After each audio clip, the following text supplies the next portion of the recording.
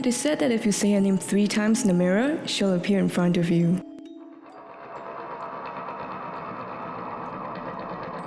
Historically, the ritual used to be that young women would walk up backwards up the stairs of a dark house with a mirror and a candle if they wanted to see the face of their future husbands. However, if they saw a skull or the Grim Reaper in the mirror instead, it would mean that they would die before they could marry. In today's ritual, you would go to your bathroom, turn off the lights, maybe bring a few candles in, and chant her name 3 times, and she would appear covered in blood. She would then scream at you, curse you, or claw at you, and in the worst case scenario, she would pull you into the mirror and trap you with her forever. Bloody Mary is a legend we all know too well.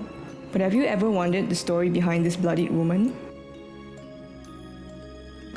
In the year 1516, a girl named Mary was born. She was the daughter of King Henry VIII of England and Princess Catherine of Aragon.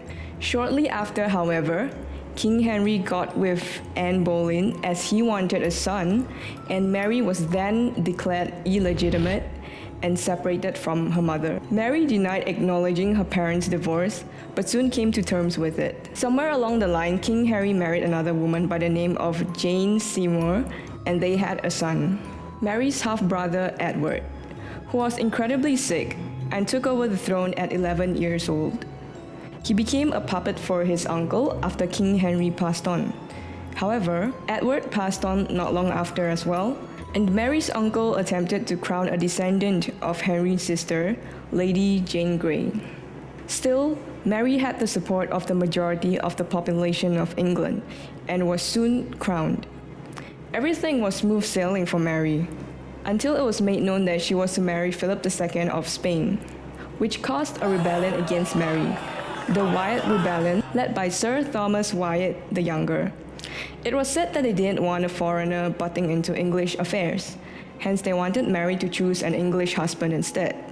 Even so, the King of Spain wanted an alliance with England, hence he proposed his son Philip to be married to Mary. But the English were not the only ones against the marriage. France too was against it, for fear of war with England. The rebellion was also worried that Mary would leave the Catholic Church as the supreme head of the church, which was exactly what happened later on. The rebellion failed, of course, thanks to Mary's armed response, and almost 300 people were ordered to be burnt at the stake in order to protect the throne and the Catholic faith. And hence, Queen Mary I of England was titled Bloody Mary, due to the amount of people she had killed during her reign. And there you have it, the true historical story of Bloody Mary. Thank you guys for watching.